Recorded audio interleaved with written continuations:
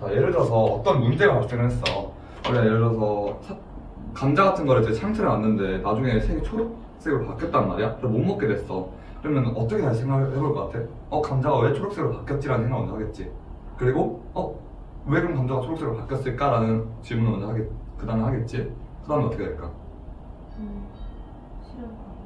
실험 방법을 만들 것 같아?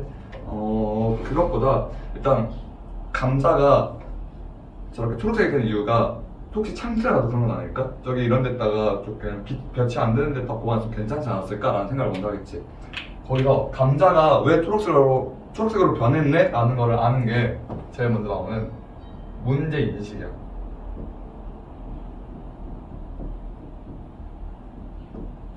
첫 번째로 문제를 인식해야 우리가 이 문제 고치려고 노력해 볼 수 있잖아. 그것이 과학 탐구 방법 제일 첫 번째거든.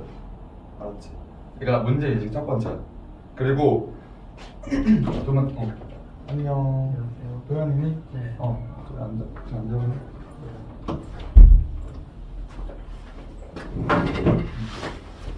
우리 교재 하이탑이고 저기 앞에 12쪽 가보겠어.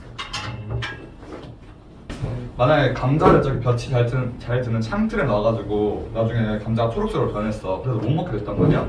그럼 우리가 무슨 생각을 먼저 할 것 같아? 그 감자를 보고. 버려야겠다. 그치, 버려야겠다. 일단 우리가 못 먹겠다는 생각을 하겠지. 그리고 그 다음에는 다음 감자를 또 갖고 왔을 때 다시 창틀에 놓을까? 안 놓겠지. 그럼 우리는 어떤 방식으로 안 놓게 된 거야? 실패를 해서 그치, 실패했으니까 볕이 잘 든 창틀에 오면은 감자가 변하는구나를 알았지. 자, 그게 제일 먼저 문제 인식이야. 감자를 못 먹게 됐다. 이게 문제고, 두 번째가 뭐가 나오냐면, 그러면은 감자를 창틀에 두면 안 되겠다. 그럼 창틀에 안 두고 어디서? 볕이 안 드는 데 둬야겠다. 그럼 볕이 안 드는 데 두는 감자는 괜찮다는 얘기네. 그게 가설 설정이야. 두 번째 나오는 얘가 이 친구가 중요해. 가설 설정. 내가 감자를 어디다 두는 거야? 감자를 그러면 그늘진 데또 더 보자. 응달을 더 보자. 응달을 두자. 두면 괜찮을 것 같아.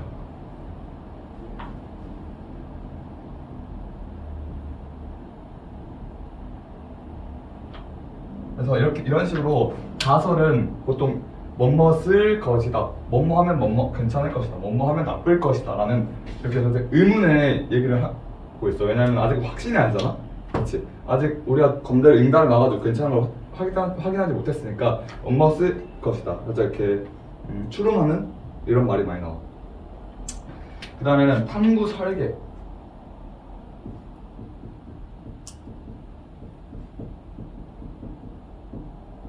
자, 어떻게 우리가 이 말이 맞는지 알기 위해서는 어떻게 해야 될 것 같아? 감자를 한 번 더 창틀을 더 보고 또 몇몇은 또 따로 저기 응달을 더 보고 해봐야겠지. 이게 탐구 설계야. 감자를 양달에 그리고 응달에 놓는다. 더 보자. 아직 실제로 둔 거 아니야. 이게 설계. 왜냐면 설계라는 건 말 그대로 딱 뭐뭐까지만 하자라고 생각만 하는 상태야. 그리고 이거를 실제로 이루어지게 하는 게 실행이지. 탐구, 실행. 이건 뭐야 그러면? 실제로 감자를 더 보는 거야.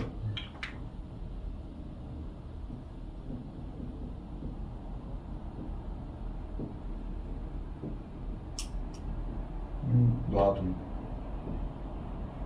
그리고 감자가 무슨 물감도 아니고 딱 두자마자 바로 변하지 않겠지. 아니 여기서 한 2, 3일 정도 걸리겠지? 2, 3일 정도 걸린 다음에 뭘 보냐면 그 다음에는 자료 수집. 그러니까 결과, 우리 실험 결과 자료를 수집하고 분석하고 다시 해석해 보는 거야.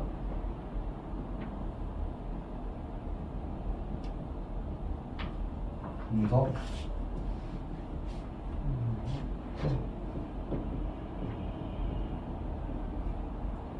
이거는 실제로 어느 감자가 초록색이 됐는가, 어느 쪽 감자가 색이 변했는가.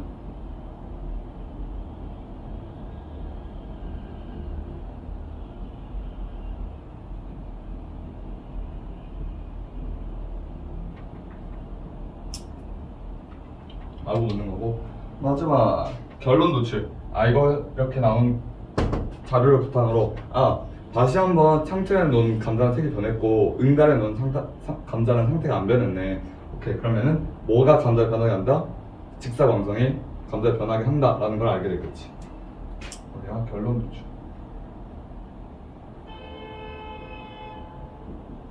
이거는 이제 쌤 봤을 때 이 순서는 알아줘야 되거든. 근데 몇 번이 몇 번째고 이거는 굳이 알 필요가 없는 게 하이탑에서는 이렇게 6개로 나와 있어. 근데 다른 교재들을 보면은 탐구 설계랑 실행을 한 번에 묶어버리는 경우도 있거든. 요런 식으로. 그러니까 얘네들 간에 얘네가 몇 번이고 얘가 몇 번이고 이것보다는 얘네들 간의 관계성을 아는 게 중요해. 여기서 만약에 자료 수집하고 분석하고 해석해봤는데 우리가 세웠던 가설이 틀릴 수도 있잖아. 우리가 실제로 그 전에 놔뒀던 감자는 그냥 상태가 안 좋은 감자였고 그 다음에 다시 실험을 해보니까 창술해놨던 감자도 괜찮고 오히려 그늘진데 놔뒀던 감자가 뭐 수분 때문에 뭐 나쁘게 변했어, 싹이 났어. 이러면은 그러면은 감자에 영향을 미치는 거는 햇빛이 아닐 수도 있겠다라는 생각으로 이렇게 돌아갈 수도 있어. 여기서 좀 다시 실험을 해보는 거야. 무슨 말인지 알았지? 좋아요. 그러기 위해서 또 중요한 게 탐구를 실행하고 자료를 수집하는 이 단계에서 우리가 맨 처음에 했었던 생각이 있을 거 아니야. 감자를 응달에 두면 괜찮을 것이다라는 이 생각을 끼워 맞추기 위해서 여기서 자료를 막 왜곡하는 경우가 있어. 근데 그럼 될까 안 될까? 그럼 온전한 실험이 안 되겠지, 그치? 여기서 우리는 자료를 왜곡하지 말고 있는 그대로 받아들여야 돼. 무슨 말인지 알았죠? 감자가 변했다.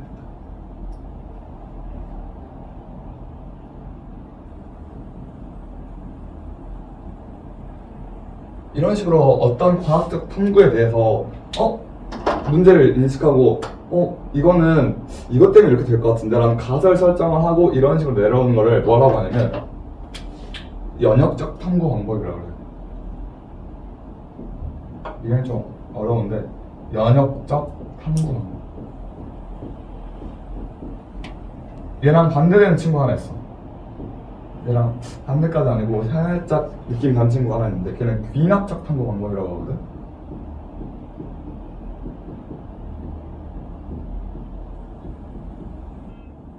이런 건 어떻게 하는 거냐면 예를 들어서 달이 떴어. 근데 우리가 달은 날마다 이제 모양이 바뀌잖아. 며칠 주기로 바뀌어? 30일. 그치, 한 달 주기로 바뀌지. 이건 한 달 주기로 달이 바뀌어. 자, 달이 맨날 한 달 동안 달을 관찰했어.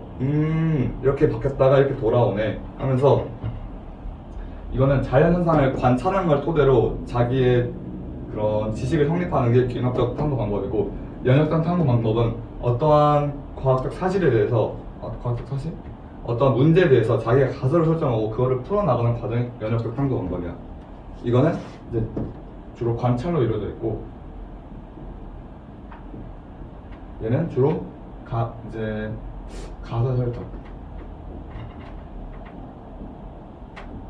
으로 이루어져 있어. 오케이? 둘이 무슨 차이가 있는지 알았죠?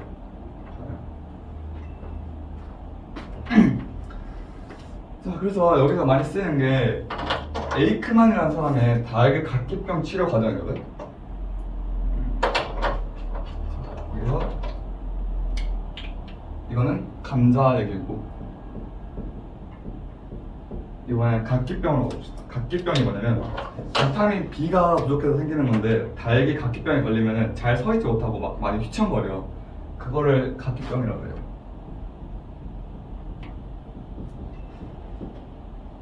자, 에이크만이 그럼 맨 처음에 뭘 발견했냐면 문제인식.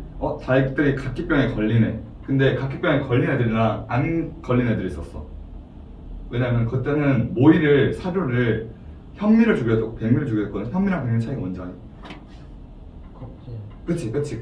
껍질을 많이 까면은 백미, 껍질을 덜 까면 현미거든. 그러니까 쌀이 이렇게 자라잖아요. 여기 있는 나달에 우리가 떼서 먹는 거잖아. 근데 이 나달에도 껍질이 있거든. 이 껍질을 몇 번 떼느냐에 따라서 현미랑 백미가 돼. 쌤이 알기로 한 3번 정도는 떼야 현미가 되는데 한 5번 떼면 백미가 되는 걸로 알아요. 자, 그럼 이 사이에 2번 정도의 이 갭이 있지. 이 껍질을 떼느냐 안 떼느냐에 따라서 현미가 되고 백미가 되거든요. 3번 떼면 현미, 5번 떼면 백미니까 현미는 백미보다 껍질이 한 2개 정도 더 있겠지. 좋아요. 근데 이 껍질에 영양분이 있거든. 그게 비타민 B인데 현미를 먹은 애들이랑 백미를 먹은 애들이랑 차이가 있었어. 자, 문제인식 뭐겠어 그러면? 닭들이 각기병에 오케이. 각기병에 걸림.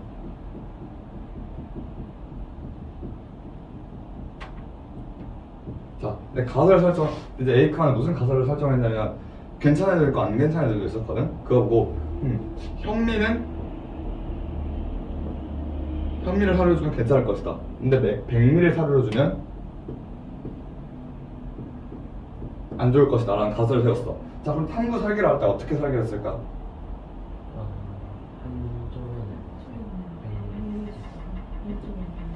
그치, 닭들을 두 그룹 나눠가지고 한쪽은 백미만 주고 한쪽은 현미만 주고 이렇게 했지. 현미 그룹 그리고 백미 그룹이 있었겠지. 자, 그리고 탐구 실에는 실제로 이렇게 모이를 줬겠지. 그 다음에 모이 자, 그리고 자료를 수집하고 분석하고 해석해보니까 어땠어? 실제로 현미 애들은 괜찮았어. 되게 쌩쌩했는데 백미 애들은 여전히 각기병에 걸렸단 말이야. 현미 건강 그리고 백미 아픔. 자, 그럼 결론에 뭐가 나왔을까? 이때까지는 아직 비타민 B 이런 식으로 이게 모르니까 그냥 뭐가 있었냐면 현미에 각기병 치료 물질이 있을 것이다.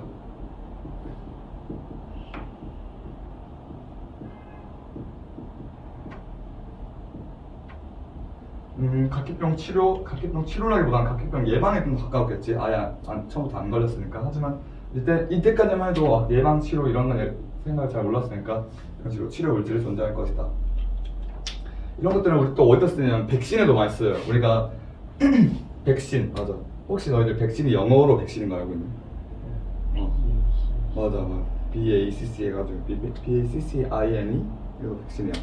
아무튼 백신을 할 때도 어떤 병에 대해서 이 바이러스를 조금만 주면 괜찮을 것이다 라는 생각을 먼저 하고 이제 약하게 주사를 해가지고 이제 그 바이러스를 약하게 만들어서 주사를 한 다음에 그 사람이 조금 아팠다가 일어나니까 더 센 바이러스에는 견딜 수 있었잖아.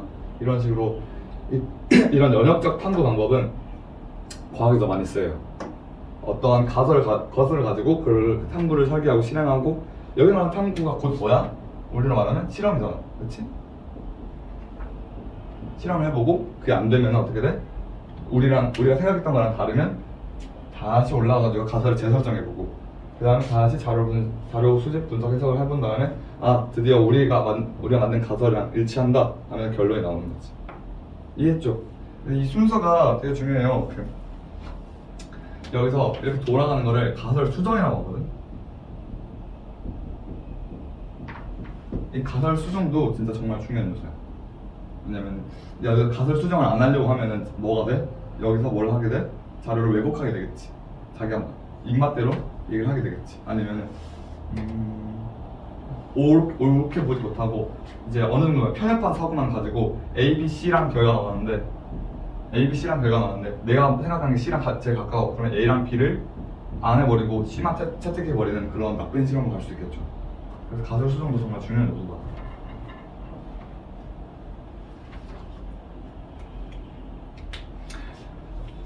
자, 그리고 여기서 또 중요한 게 또 나오는데 탐구 방법 중에서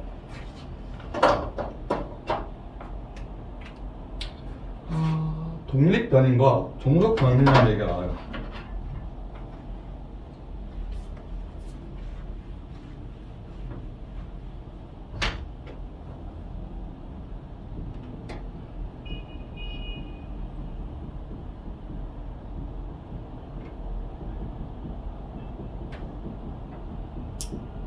자, 우리 독립이랑 종속은 무슨 말인지 알지?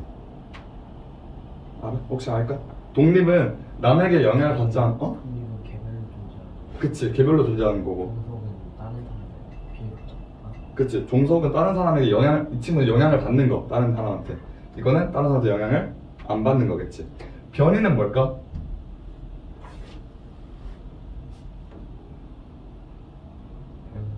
변수. 맞아, 변수야. 그냥 변수. 우리가 뭐 조절할 수 있는 변수든 아니면은 그냥 우리가 여기서 나눌 변수든 그러니까 그냥 변수라고 생각하면 돼. 자, 독립 변인에는 뭐가 있냐면 통제 변인이랑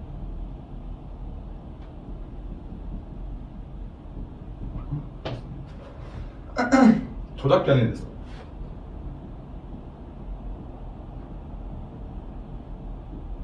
자, 이 변인에 대해서 좀 알아보자. 왜냐면 이거 실험 설계할 때 이 변인을 아는 게 되게 중요하거든. 이 변인을 가지고 우리가 실험을 잘 설계를 해야 돼.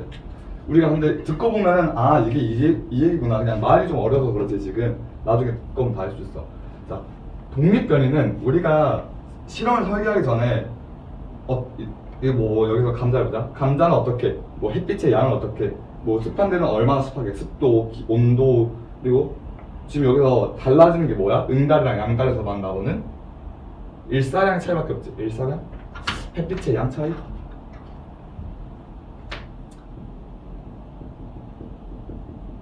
햇빛 양 차이 말고는 어떻게 해야 돼? 전부 동일하게 만들어져야 되지.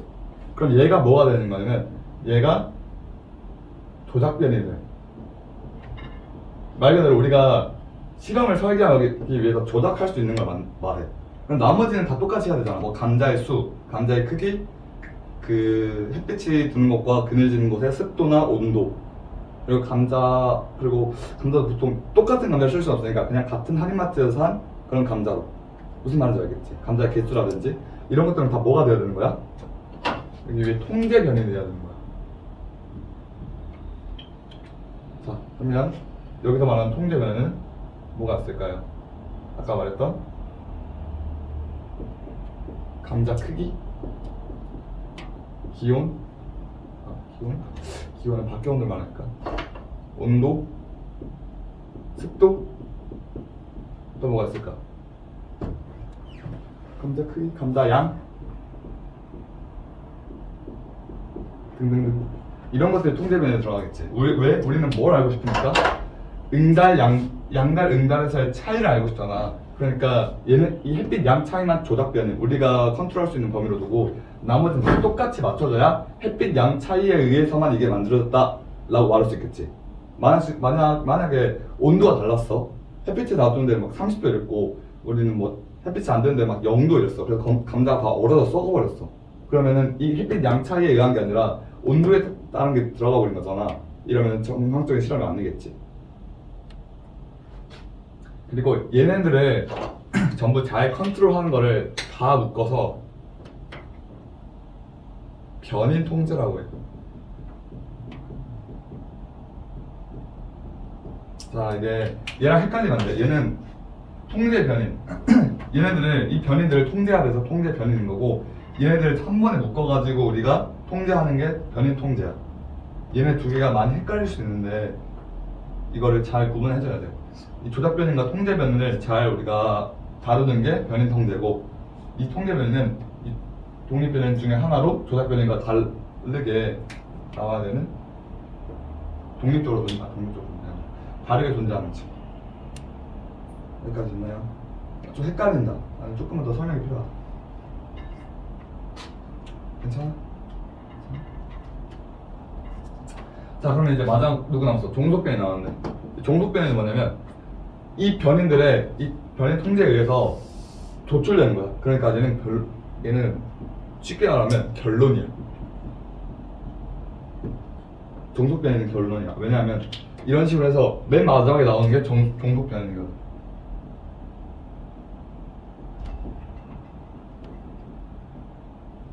아까 말했잖아. 종속은 누구한테 묶여있는 몸이라 그랬지. 누구한테 묶여있는 몸이야? 여기 있는 애들한테 묶여가지고 마지막에 나오는 친구야. 이렇게 종속변이는 그래서 결론입니다. 통제변이는 뭐였어? 이 실험에 영향을 끼치지 않기 위해서 다 똑같이 맞춰지는 친구가 통제변이었고, 조작변이는 뭐였어? 우리가 알기 위한, 우리가 가설 설정하기 위해 가설을 설정할 때 무엇을 알기 위해서 조작변을 만들었지. 여기까지 됐나요? 그래서 조작변을 찾을 때는 가설에서 찾는 게 제일 편해. 좋아요. 여기까지 해서 질문 한번 받겠습니다. 여기가 왜냐면 처음 들어오는 부분이다 보니까 그리고 되게 과학인데도 말이 많이 많잖아. 그래서 헷갈릴 수가 있거든.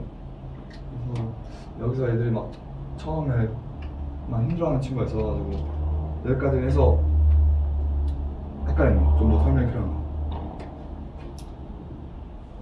네. 진짜? 믿어내지?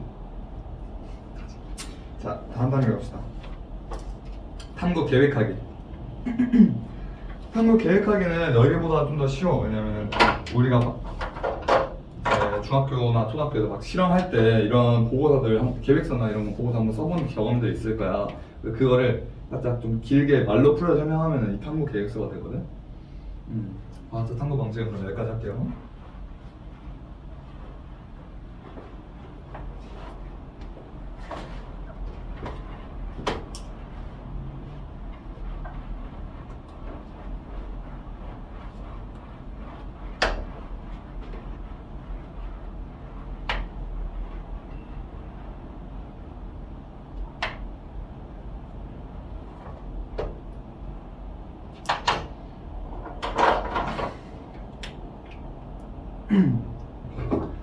자, 탐구 계획하기.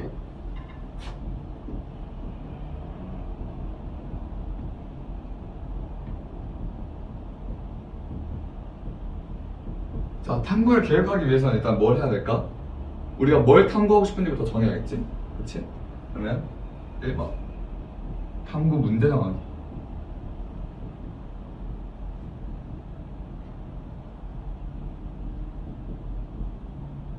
항상 어떤 글을 쓸 때도, 글이나 뭐 이런 보고서를 쓸 때도 어떤 주제에 대해서 정할까가 제일 중요하잖아. 그거야. 그냥 탐구 문제, 어떤 탐구를 우리가 파고들어서 알아내볼까. 이게 탐구 문제 정하기. 다음 탐구 계획서 작성하기.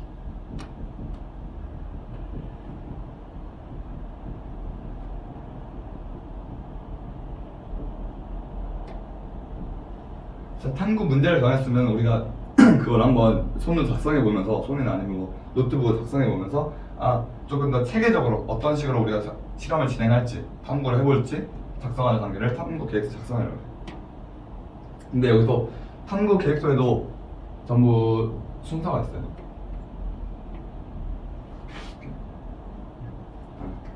자, 맨 처음엔 탐구 문제. 맨 위에 얘기했던 탐구 문제를 말머리에다가 얘기를 해줘야겠죠. 그래야 우리가 무슨 탐구에 대해서 하고 있는지 보고서를 보고 알 수 있으니까. 탐구 문제. 그 다음에는 우리 아까 연역적에서 두 번째 나왔던 친구가 누구였어? 가설. 그치, 가설. 탐구 문제에 대한 가설을 이제 친구들끼리 얘기를 해본 다음에 오케이, 우리는 그럼 이 가설로 정하자. 아직 실험은 안 해봤지만 우리가 아직 알 수는 없지만 아마 이럴 것이다 라는 게 가설이었잖아. 그거를 딱 해줘야겠지. 거기다가 적어놓고 그래야 우리가 이 가설 맞는지 틀린지를 할 수 있으니까. 그리고 가설 맞으면 맞다고 하는 거고, 아니면 뭐 다시 어떻게 돌아왔었어? 가설 수정으로 돌아왔었지. 그 다음에는 탐구 시간? 탐구 시간과 장소, 기간과 장소. 아까 얘기했듯이 이 탐구 기간이랑 장소 되게 중요해. 이제 아무리 감자가 잘 버텨도 한 여기서 1년 놔두면 무조건 다 싹이 필 거잖아. 그치? 그러면 탐구 기간과 장소를 잘 조율하는 것도 좋아 보이지? 필요하겠지? 일단 준비물. 아까 뭐 감자 얘기해서 돌아가자면 이제 감자가 있어야 되고, 감자 박스가 있어야 되고, 그리고 기온이랑 온습도계를 온습도를 잘 맞춰줘야 되지. 그거 뭐였어? 기온이랑 온습도가 무슨 변이었어? 그렇지, 통제 변이. 왜냐면 똑같이 맞춰줘야 되니까. 그 다음에는 실험 과정.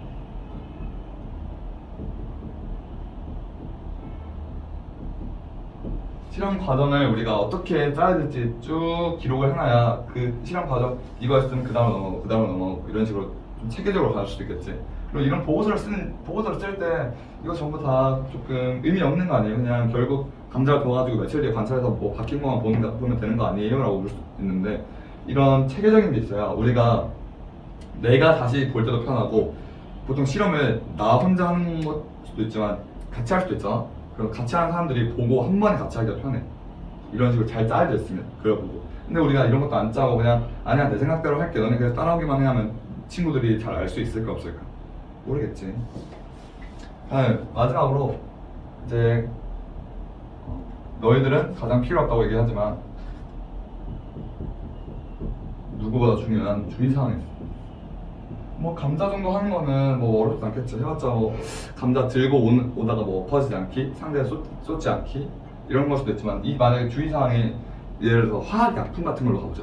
화학약품 같은 걸로 갔는데 우리가 주의사항 안 쓰고 이게 어떤 약품인지 모르고 잠시 피부에 쏟았다가 피부가 다치면 어떡해. 아니 뭐 불을 쓴다거나 이런 이 주의사항이 되게 중요하겠지. 얘는 이제 이것도 빼놓으면 안 돼요. 그리고 상호 계획서를 이런 식으로 다 쫙 작성했어. 그러면 그 다음에 나오는 게 발표하기.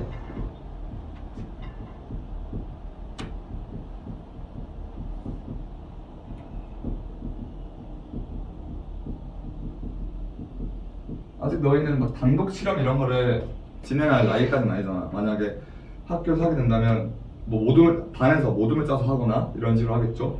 탐구 계획서를 작성한 다음에 탐구 계획서를 발표해서 친구들과 의견을 나누는 것도 중요해. 왜냐면 우리 조원들끼리 얘기하다가 놓친 것들을 다른 친구들이 알려줄 수도 있잖아. 그리고 만약에 위험한 건데 너희들이 까먹고 얘기를 못했으면 선생님께서 알려주실 수도 있겠지. 그럼 발표하는 과정도 꼭 필요하겠다, 그렇지? 그 다음에 탐구 계획서의 활용.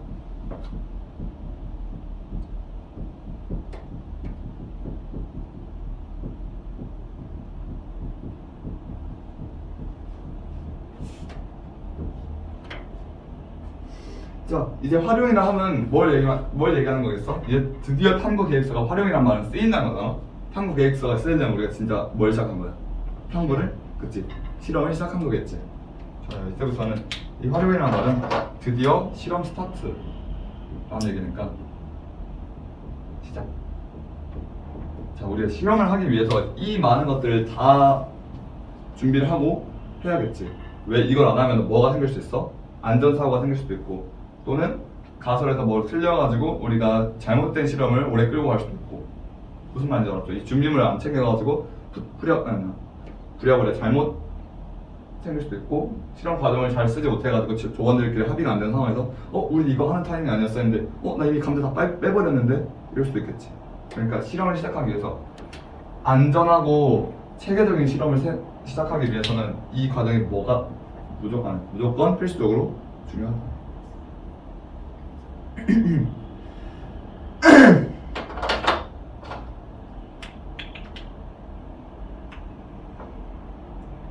좋아요.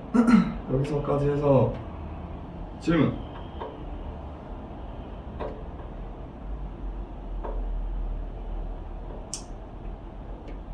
응? 있어?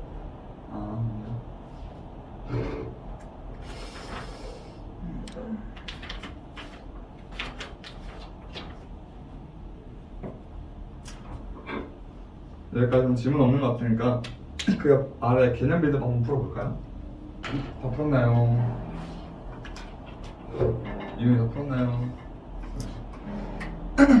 자, 맨 처음 핵심 개념. 오케이, 문제인지. 다음 가설. 다음 4번 그냥 변이네요. 왜냐면 그 앞에 변화시켜야 할 조건은 무슨 변이 되겠어? 변화시켜야 될 조건. 너의 말대로 이 변화시켜야 될 조건은 달라지는 결과를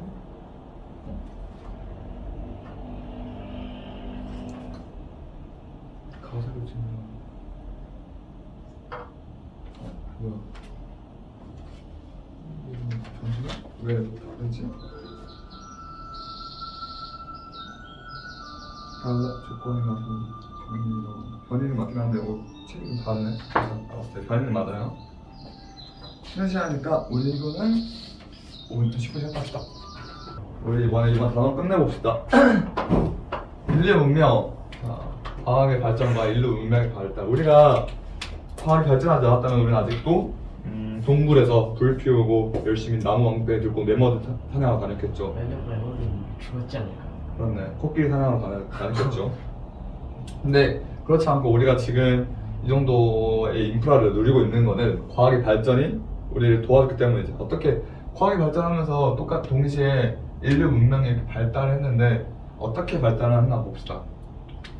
과학의 발전에는 어떠한 현상에 대해서 과학적 탐구를 해요. 아까 말했던 그 가설을 설정하고 이러는 되게 많이 실험한 결과에서 탐구를 하고 그거에 대해서 과학 원리를 발견을 해.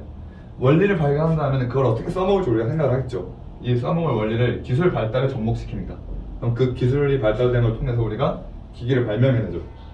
어떻게 된 건지 보자면 우리가 내비게이션 있잖아. 내비게이션이 어떤 원리냐면 우리가 A 지점에서 B 지점까지 가고 싶어. 근데 A 지점에서 B 지점까지 가는 최단 경로라든지 중간에 뭐 어떤 과속 방지턱이라든지 과속 단속 카메라 이런 것들이 있겠죠. 그런 것들을 어떻게 알려줘? 우리가 하늘 위로 인공위성으로 전파를 쏘면 그 인공위성이 신호를 받아가지고 B까지 가는 최단 경로, 시간이 제일 짧게 걸리는 경로, 어린이 보호구역이 몇 개나 있는지 이걸 알려줄 수 있겠지. 무슨 말인지 알았지? 근데 이걸 하려면은 인공위성을 띄우는 기술력도 필요하고 이 위성 위치를 확인해서 만드는 GPS도 필요로 해요. 그러니까 이게 하루치면 뚝딱 만들어진 게 아니라 이런 기본 인프라를 만들고 도로를 구축하고 인공위성을 띄우고 그 다음에 우리 자동차에서 인공위성으로 쓰는 전파를 만들고 자동차? 핸드폰이라든지 인공위성에서 우리한테 다시 돌려주는 걸 기반으로 A에서 B까지 가는 가장 가까운 거리를 도출할 수 있는 것. 이것들은 전부 과학적 탐구, 원리 발견, 기술 발달, 기기 발명으로 이어지는 과학의 발전이다. 자, 예시를 봅시다. 이 예시들도 하나씩 보면 다 재밌거든. 다 각자의 사연이 있어. 인쇄술. 인쇄술이 발달이 왜 과학의 발전이 됐을까?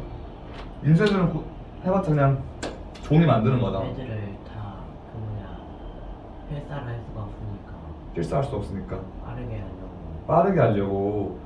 빠르게 하려고도 괜찮은 답변이에요.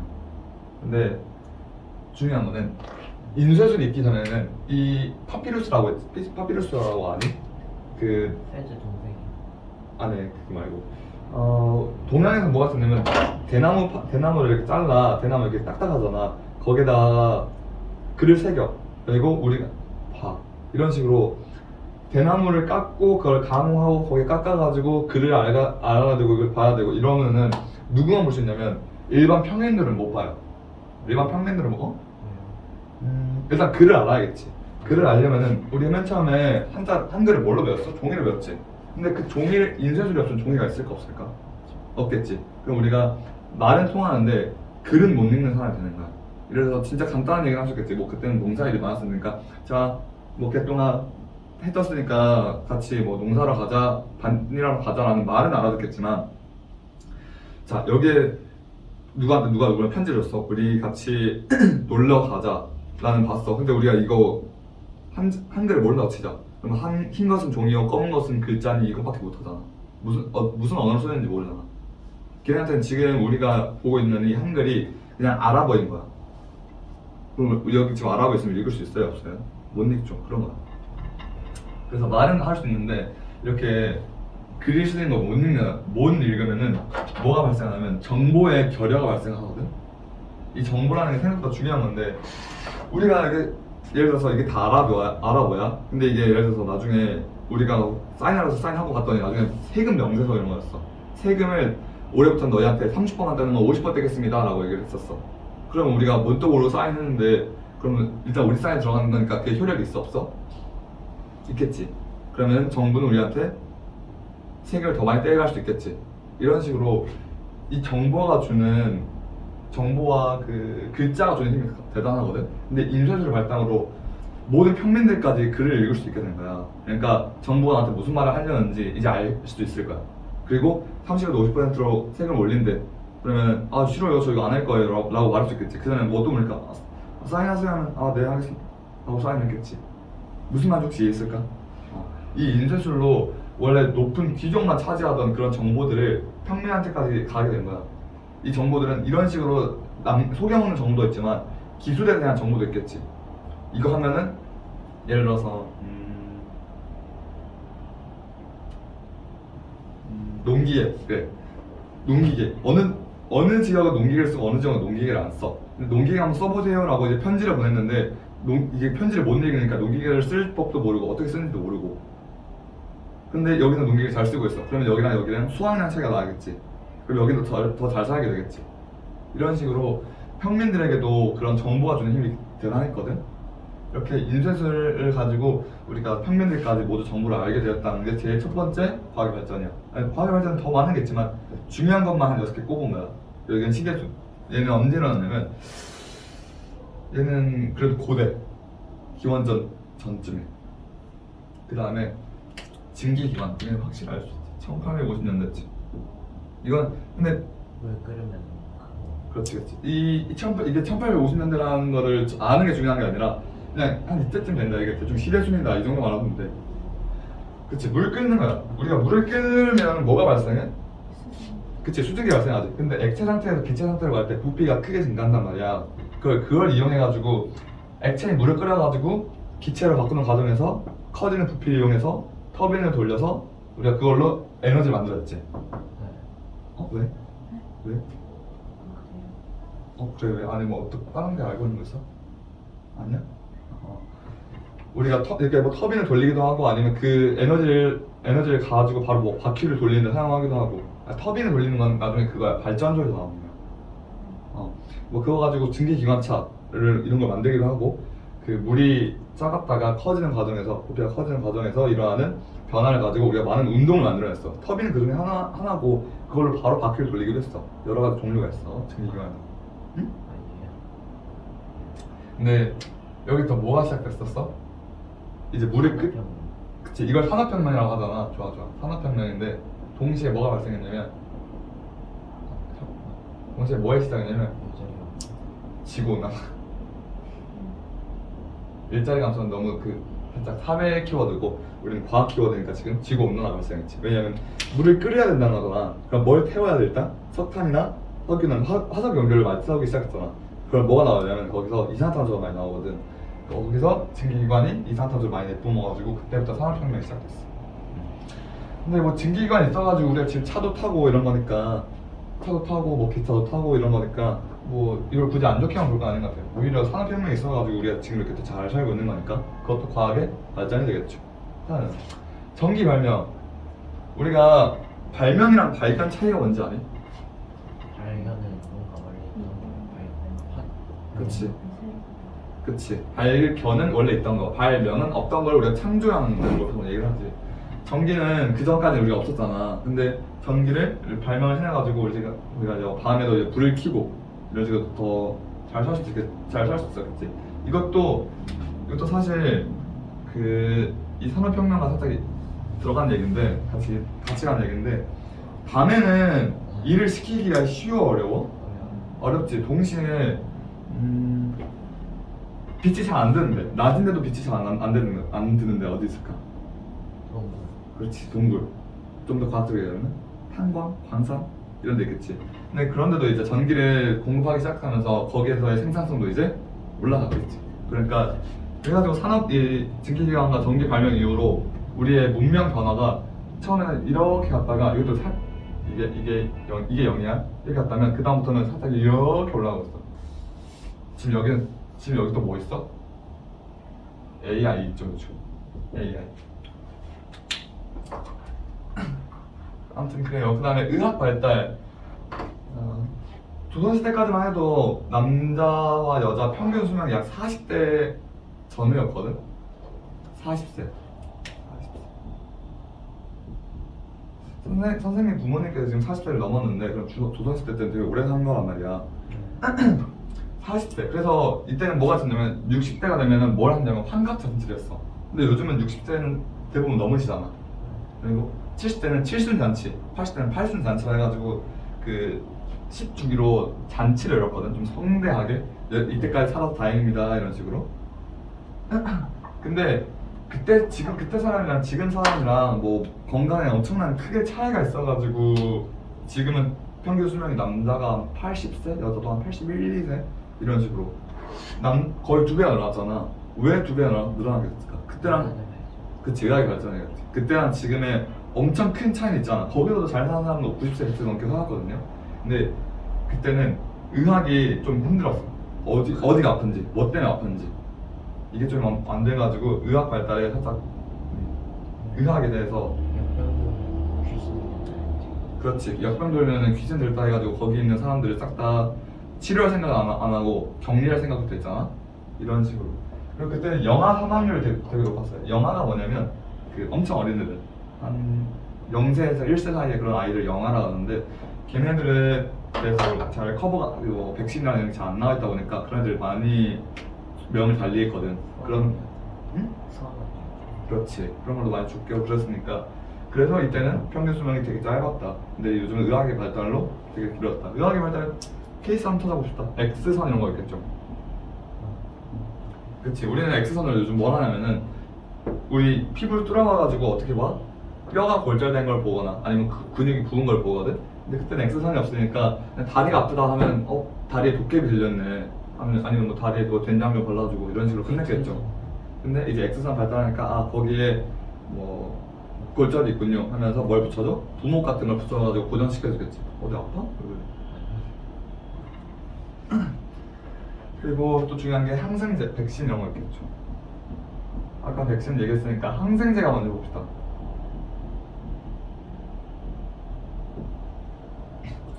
항생제는 그냥 뭐 생각하느냐면 세균 증식을 억제하는 그냥 약이라고 생각하면 돼. 얘를 근데 너무 많이 쓰면은 이제 바이러스들이 항생제에 뭐가 생기냐? 그렇지, 내성이 생겨가지고 그다음부터 항생제를 더 많이 투여하거나 더 센 걸 투여할 수도 있거든. 그래서 웬만하면은 항생제는 진짜 필요할 때 아니면은 잘 안 먹는 건 좋겠잖아. 왜냐면 우리가 감기에 걸려도 우리 몸이 그 나을 수 있는 가지고 있거든, 힘을. 근데 자꾸 아프다고 약 먹어 버릇하면은 이제 그 약이 그 다음에 안 들리기 시작할 수도 있어. 근데 진짜 너무 아프거나 아니면 앞에 뭐 그 다음날 시험인데 오늘 내가 아픈데 조금 버텨보겠다 이건 아니겠죠. 먹을 땐 먹지만 너무 좀 심한 거 아니면은 참는 버릇도 참는 생각도 해볼 수도 있겠다. 다음 전화기와 인터넷의 발명. 전화기를 맨 처음에 발명한 사람은 알렉산더 그레이엄 벨이라고 하는 사람인데 이 사람을 의해서 뭐가 되겠어? 이제 멀리 있는 친구들끼리 바로 정보 공유가 되겠지. 옛날에 어떻게 했었어? 옛날에는 내가 광주 사는데 뭐 목포 사는 친구한테 할 말이 있어. 전서구. 응?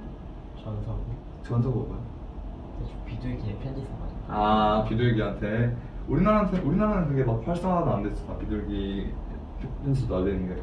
그러니까 뭐 정보를 띄우거나 아니면은 뭐 우체부한테 전달을 하거나 이런 식으로 되게 오래 걸렸겠지. 근데 지금은 뭐 할 수 있어? 전화만 할 수 있는 것뿐만 아니라 뭐 영상 통화도 할 수 있고 이런 식으로 과학이 발전해가지고 뭐 인터넷으로 메일을 쓸 수도 있고 멀리 있는 친구와 실시간으로 정보를 공유하는 게 가능해졌지. 이것도 과학의 발전 중 하나겠죠. 반도체. 그다음 나온 게 반도체인데 반도체는 요즘 또 엄청 핫 이슈가 되고 있지. 뭐 때문에? 그렇지, AI 때문에. AI는 뭘 필요하냐면 AI가 뭐야? Artificial Intelligence잖아. 인공지능이잖아. 말 그대로 인공적으로 지능을 만든 거야. 그럼 얘네가 학습하기 위해서 뭐가 필요해? 그렇지, 정보가 필요해. 영어로 데이터. 막대한 양의 데이터가 필요해. 얘네가 학습을 하기 위해서. 그래서 이 데이터를 어떻게 만들어? 데이터를 보관하는 게 누구야? 데이터를 보관하는 메모리가 있거든. 그 메모리에 잘 많이 들어가는 게 반도체야. 혹시 관심 있을지 모르겠지만 요즘 그 반도체 관련해서 우리나라 우량주랑 우리나라 대기업들 주가가 막 오르잖아. 그게 반도체를 잘 생산해서 그런 거거든. 이 인공지능을 만드는데 막대한 양의 데이터가 필요하다. 그럼 그 데이터는 누가 만드냐? 반도체로 구성되어 있다. 여기까지 됐나요? 그래서 반도체도 요즘에 더 중요해진 이슈 중 하나다. 자, 다음 다른 학문과의 관계, 과학과 다른 학문에 뭐가 있냐면 철 재련. 우리가 과학으로 철을 녹여가지고 재련은 뭐냐면 철 광석을 순수한 철로 뽑아내는 걸 재련이라고 해요. 그걸 우리가 어떤 기술을 활용해? 철로 뭘 만들어? 차도 만들고 배도 만들고. 이건 기술 분야와 활용할 수 있겠지. 오케이? 그리고 아치 다리. 아치가 뭐냐면 이렇게 커브 모양, 곡선 모양으로 이렇게 있는 걸 아치라고 하거든. 다리를 만들 때 이런 식으로 만들면 다리에 이렇게 하중이 가해지잖아. 하중은 무게예요. 이렇게 무게가 가해지잖아. 그럼 이 아치가 어떻게 버티냐면 얘가 이런 식으로 동그랗게 나눠서 받아. 이 하중을 동그랗게 나눠서 받을 수 있어. 그래서 여기에 보통 뭐가 지나가. 여기에 뭐 간이 있다던가 아니면 이렇게 도로를 뚫어가지고 기차가 온다던가 이쪽 슝 오는데 만약에 다리가 무너지면은 막히잖아. 그러면 안 좋겠지. 근데 이 아치 다리는 이 하중을 잘 분배해줘가지고 여러 건축물을 잘 보여. 이건 어디 쓰냐면 건축공학에 쓰는 거겠죠. 자, 사진 영상. 사진이 진짜 재밌는데 요즘 혹시 너희가 막 현대미술이라고 하면서 요만한 캔버스에 이런 식으로 그림 그리고 이게 막 몇천만 원 팔리고 이런 거 본 적 있니? 요즘 왜 이런 걸 예술이라고 할까? 사람 얼굴을 그린 게 아니라 왜 이런 걸 예술이라고 할까? 생각해 본 적 있어? 말도 안 되는 거죠. 말도 안 되는 말 생각해? 유연 어때? 사람이 그린 거라서. 자, 이건 현대미술. 자, 사진 있잖아. 사진이랑 사람이 그린 그림이랑 뭐가 더 정확할 것 같아? 사진. 그치? 이제 사람이 아무리 용을 써도 카메라가 찰칵 이거를 못 이긴단 말이야. 그럼 이제 사람을 그리던 화가들은 무슨 생각을 할까? 이게 사진. 그치? 사람을 그리고 싶으면 그냥 사진을 찍지. 그럼 그 다음부터 어떻게 되는 거야? 사진으로 표현을 못하는 걸 만들어내는 거야. 이러니까 그래서 현대미술이 나오는 거야. 이거는 사진으로 표현을 못하잖아. 무슨 말인지 알겠지? 그 전까지만 해도 사람의 얼굴을 주로 그려줬던 화가들이 있어. 뭐 귀족들의 초상화라든지 이런 걸 그려주던 사람이 있는데 사진기가 발명되고 사진기보다 더 좋은 영상을 찍을 수 있는 그런 기기들도 발명이 되면서 그때부터는 사진이 의미가 없는 거야. 사진은 사람을 기록하고 남기기 위해서 만든 건데 그림은 그 전까지의 그림은 사람을 기록하고 남기기 위해서 이런 식으로 이렇게 그려놨던 건데 이거를 사진기가 훨씬 잘 찍어내버리잖아. 내가 이제 아무리 해도 이게 의미가 없는 거잖아. 사진기가 있으니까. 그래가지고 사람들이 점점 그러면 사진기로 표현을 못하는 우리만의 세계를 만들어 보자 해서 현대미술까지 오게 돼. 그래가지고 나는 이런 미술로 너희들한테 이걸 알려주고 싶어 라고 하는 이제 뭘 담은 거야? 그림에 메시지를 담기 시작한 거야. 그 전까지는 뭘 담았어? 피사체 담았어. 피사체는 우리가 그리고자 하는 사람이에요. 피사체를 담았는데 뭘로 바뀐 거야 이게? 메시지로 바뀐 거야. 왜? 사진이 발달해가지고. 여기까지 이해됐나요? 무슨 말인지 알겠지? 재밌지? 이런 거 하나하나 듣고 있으면. 아닌가? 재밌지?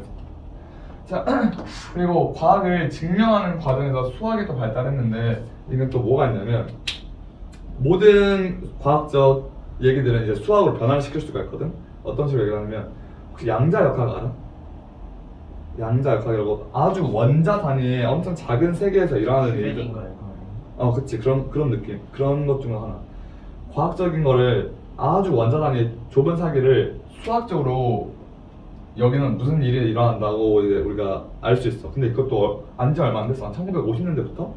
그때부터 지금 한 70년 정도 된 학문인데 그런 거에서 나오는 거를 수학적으로 우리가 어떻게 되어가고 있는지 밝힐 수가 있어. 그래서 과학의 발달이 수학의 발달도 영향을 주고 이런 식으로 서로 상부상조하는 관계를 가지고 있다. 그래요. 이런 것들이 있는데 그냥 인쇄술, 증기기관, 전기발명 이걸 외운다 이런 느낌보다 이런 것들이 있다. 왜냐면 다른 교재에서는 너희들 학교에서 나온 다른 교재는 이거 말고 다른 애들 들어갈 수도 있거든. 그래서 이거를 순서대로 외우는 것도 중요하지만 인쇄술의 발달은 뭘 가져왔다, 증기기관의 발달은 뭘 가져왔다, 전기발명은 뭘 가져왔다 이런 식으로 유기적으로 외우는 게 좀 더 중요한 것 같아. 무슨 말인지 알았죠? 반도체가 발전한 이유는 이거다. 의학이 발달한 이유는 뭐가 있고 그래서 어떤 걸 발명했고 그래서 어떤 효과를 끌어왔다. 선생님이 설명해준 대로 이걸 다 알고 있는 게 좀 더 중요한 것 같아. 무슨 말인지 알았죠? 좋아요. 마지막, 지속 가능한 삶과 과학 기술을 합시다. 지속 가능한 삶이 뭘까? 계속 살 수 있는. 그치, 계속 살 수 있는 거. 계속이, 여기서 말하는 계속은 몇 년 얘기할까? 10년?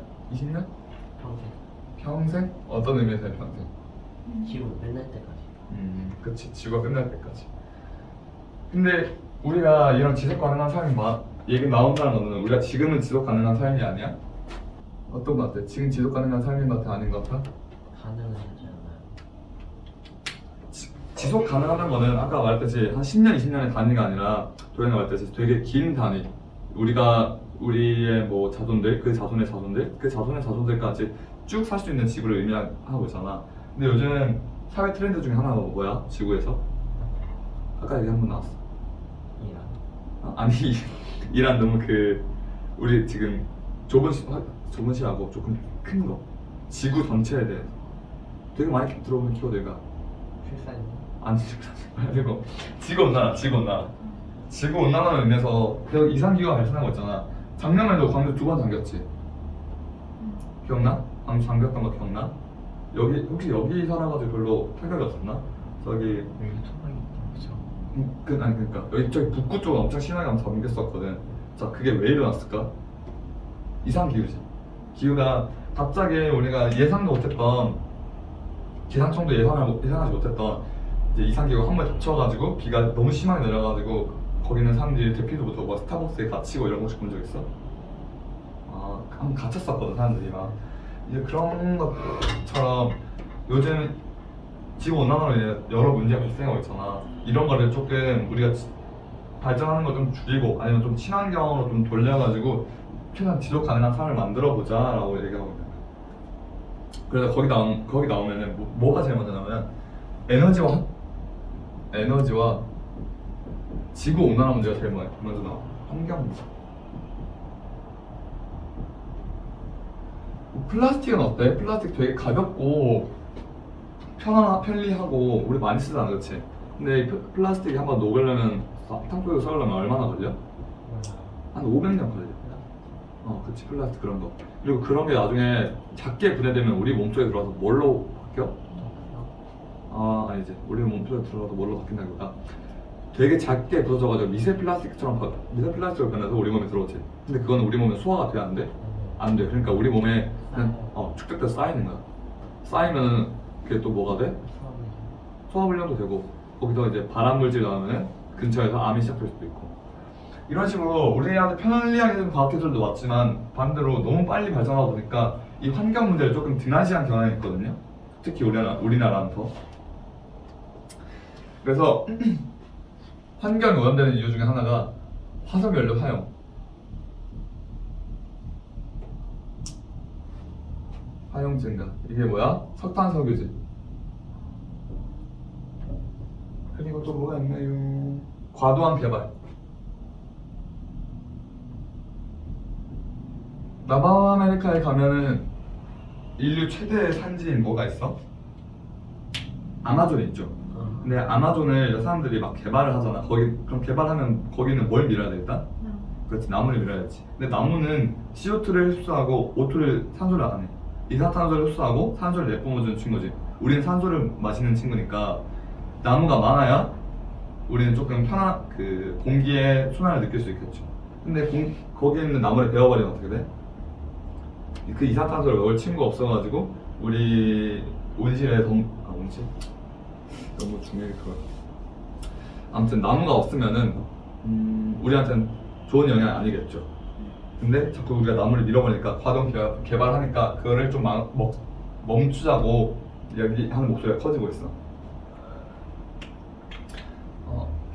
과도한 개발, 자원 보관. 자, 지구는 몇 개? 일단 우리가 갈 수 있는 지구는 하나밖에 없단 말이야. 근데 여기서 지구에 있는 자원을 다 써버리면은 어떻게 되겠어? 그 다음에 우리가 캐내가지고 뭐 바꿔야 될 자원이 없어. 그러면 우리가 더 이상 얻을 수가 없겠지, 자원을. 그러면 우리는 뭐 생명의 위협을 느낀다거나 이럴 수 있겠죠. 그래서 과도한 개발과 자원 고갈 문제 때문에 우리는 조금 아껴 써야 된다 라는 얘기를 이 페이지에 하고 있고요. 그래서 나오는 얘기가 뭐냐면 지속 가능 발전이야.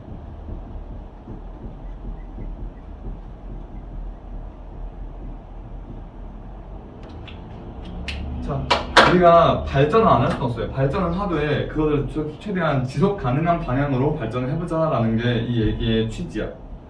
지속 가능한 발전은 뭐가 있냐면 전략이 4개가 있어요. 포용사회, 포용사회. 이게 뭐냐면 누구 막 차별하지 말고 우리 뭐 다 같은 지구인이니까 다 같은 인간이니까 같이 가자. 이제 어떠한 이유로 차별하든 그렇게 하지 말고 뭐 좀 키가 작든 아니 뭐 누구는 키가 크든 뚱뚱하든 뚱뚱하지 않든 이런 식으로 뭐 누군 좀 잘 살고 누군 못 살고 이런 거에 대한 기준점을 두지 말고 우리 다 같이 잘 살아보자라는 포용사회. 말 되게 좋죠. 그래서 이거 여기도 몇 가지가 있는데 이거를 지속가능 발전 목표라고 해가지고 포용사회 그리고 혁신적 성장을 통한 삶의 질 향상. 우리나라가 이 삶의 질 향상이 왜 나왔냐면 우리나라는 어떤 나라냐면 되게 선진국에 속하거든요. 근데 OECD라고 선진국 국가 모임이 있어. 거기 중에서 뭐가 1등이었냐면 최근 잘은 모르겠는데 얼마 전까지만 해도 자살률 1등이었어. 근데 선진국에서 자살한다는 게 조금 이상하잖아. 선진국은 잘 사는 나라여야 되는데 잘 사는 나라는 행복해야겠죠. 근데 행복하지 않으니까 자살하겠지. 그러면 그 말은 행복한 이제 선진국에 살지만 행복하다고 느끼지 못하고 있는 거니까 삶의 질, 내가 꾸려가고 있는 삶을 행복하게 느끼자라고 하는 게 삶의 질 향상이에요. 무슨 말인지 알겠지? 다음 미래 세대. 자, 미래 세대라 하면 아까 말했던 우리 자손의 자손, 그 자손의 자손까지 이 미래 세대가 함께 누릴 수 있는 깨끗한 환경.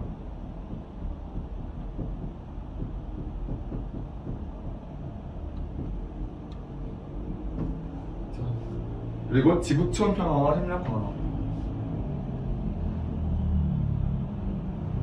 지금 전쟁하고 있죠. 우리나라가 아닌 먼 나라에서는. 거기 있는 사람들은 무슨 죄가 있을까? 일반인들, 정치인들이야 뭐 자기들 이익에 따라서 막 싸우고 어쩌고 하지만 거기 있는 대다수의 일반인들은 미사일 날아오는 것도 모르고 미사일 맞아가지고 이제 명을 달리하고 그리고 거기서 실수로 예를 들어서 대통령의 공을 쏘려고 했어. 근데 조금 빗나가가지고 옆에 있는 어린이집에 맞은 거야. 그럼 어린이들은 무슨 죄가 있어요? 그렇지. 이런 걸 말하는 게 그 지구촌 평화예요.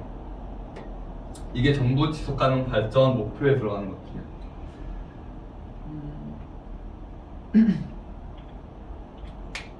자, 과학기술의 중요성과 역할. 자, 이 지속가능한 삶을 위해서 우리 과학기술이 또 들어갈 수 있겠지. 과학기술이 어디에 들어가냐면 신재생 에너지 개발. 이 화석 연료를 뭘로 바꿔? 신재생 에너지. 신재생 에너지 예시 몇 개나 들어볼까? 오케이, 태양광 좋아요. 또 되게 많아. 우리 제주도 가면 이거 볼 수 있어. 그 엄청 큰 바람맥개비 있잖아. 그걸 뭐라 그래? 그치, 풍력 발전. 그럼 풍력 발전기라 그러고 풍력 발전도 있겠죠. 또 뭐 있어? 수력 이런 것들. 원자력은 여기 들어갈까 안 들어갈까? 안 들어가. 원자력은 아직까지 그 폭발할 수도 있어. 위험성이나 그 원자력 나온 그 방사성 폐기물들이 신재생에는 맞지 않는다 해가지고 원자력은 아직 들어가고 있잖아요. 이런 것들이 신재생 에너지에 될 수 있겠다. 그리고 얘네들이 아직 왜 화석 연료나 이런 것보다 잘 안 쓰느냐면 얘네가 효율이 잘 안 나와. 근데 이 효율을 올리는 것도 과학기술의 발전이 될 수 있겠죠.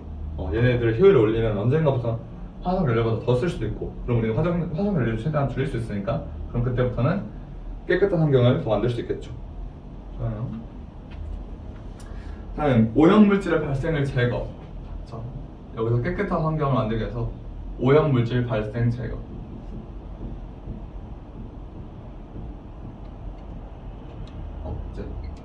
자, 오염물질이 발생한 다음에 그것을 처리하는 과정을 우리가 또 과학기술로 만들어낼 수 있겠지. 졸리니? 우리가 오염물질이 나타났어. 예를 들어서 뭐 미세 플라스틱을 해보자. 미세 플라스틱을 없애는 기술을 발명했어. 그럼 그것도 과학기술 발전이 되겠지. 무슨 말인지 알겠죠? 좋아요. 자, 그래서 지속 가능한 삶을 위한 개인의 실천 방안. 마지막에 실천 방안. 항상 실천 방안이 제일 중요하죠. 실천 방안은 대부분의 경우에서 두 가지로 나누는데 뭐랑 뭐게? 국가 그렇지. 국가 같은 큰 단체. 그치. 개인이 나오고 단체 나오고. 단체는 보통 국가나 이런 게 되겠지. 근데 이 국가가 되게 말이 많은 게 지금 선진국들은 우리나라 같은 선진국들은 그 환경 파괴를 하면서 과학 발전을 이뤘을까 아니면 그냥 온전히 잘 이뤘을까? 그치, 환경 파괴가 동반이 됐거든. 근데 이제 와가지고 우리 환경 파괴하면서 과학 발전을 이뤄서 여기까지 이렇게 만들어놨는데 지금 이제 막 시작하려는 후진국 친구들한테 개발도상국 친구들에게 너희는 이제 환경 파괴하지 마라고 말할 수 있는 권리가 있을까 없을까?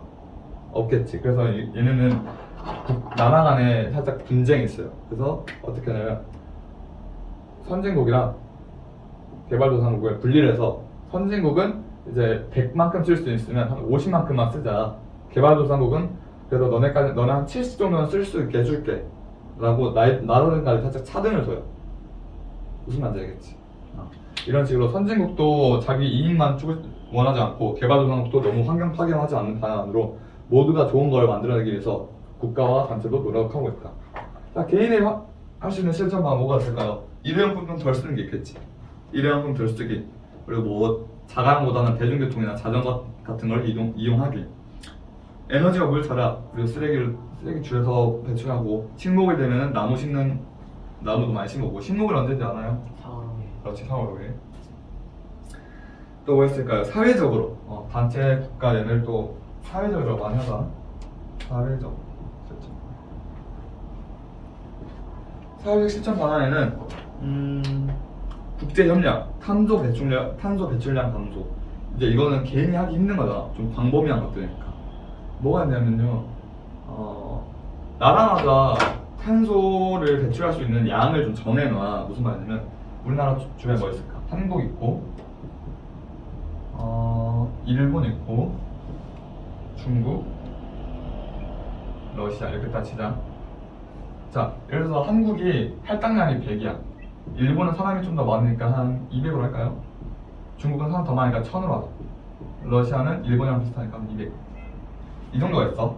너 이 정도까지 탄소를 배출할 수 있어. 근데 한국이 예를 들어서 올해 좀 잘 아꼈어. 좀 잘 아껴서 한 80만 배출했어.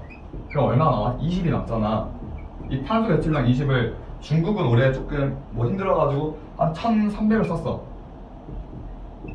그러면 얼마가 오버가 돼? 마이너스 300만큼이 좀 더 들어갔잖아.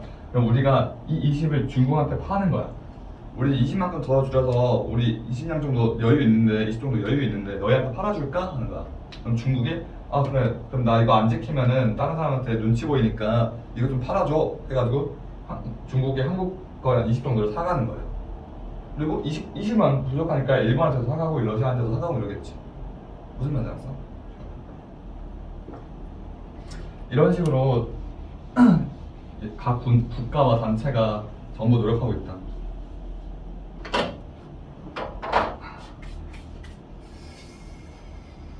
자, 그래서 그 아래 첨단 과학기술 여기 찍혀버렸네. 첨단 과학기술 여기 다시 돌아가.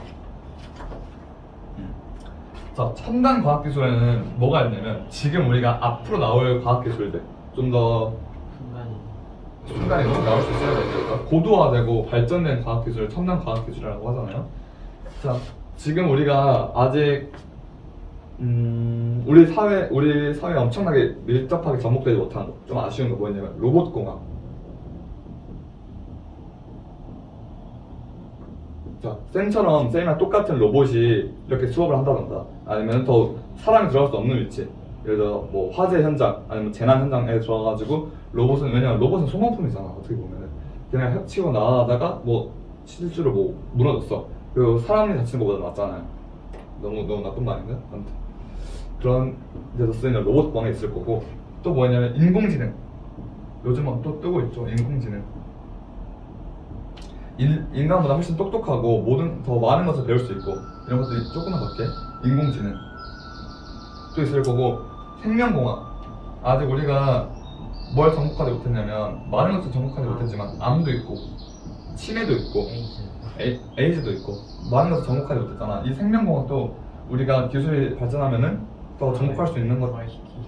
아 죽은 사람 부활은 근데 생명 윤리적으로 맞는지 잘 모르겠다. 왜냐면 이 생명공학 같은 경우에는 또 뭐가 들어가냐면 윤리 문제가 들어가거든. 윤리적인 문제. 예를 들어서 사람을 상대로 인체 실험을 하는 거는 사람이 동의를 했을 때만 가능하거든. 근데 그게 아니라 그냥 아무나 잡아가지고 인체 실험을 하겠다라고 했어. 그럼 과학은 빨리 발전할 수 있거든. 인체 실험을 한다면. 근데 그 인체 실험이라는 것 자체가 사람한테 비윤리적이잖아. 무슨 말인지 알았죠? 다음 우주항공. 아직까지도 우리 우주항공 해봤자 사람이 달에 갔다 왔다 그리고 밖에서 그런 아까 인공위성을 할 때도 좀 살았다. 우리는 아직 우주에 대해서 우리가 더 밝혀낸 게 없잖아. 그래서 이런 것들 로봇공학, 인공지능, 생명공학, 우주공학 분야에서 아직까지 연구가 진행되고 있고 얘네들이 이제 과학과 같이 발전할 때 우리 인류는 더 발전할 수 있을 것이다. 얘네들을 첨단 기술이라고 한다.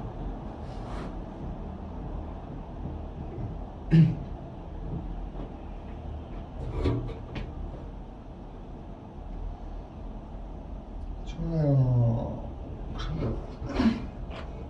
우리는 여기까지 합시다. 질문. 도현이, 윤이 질문 없나요?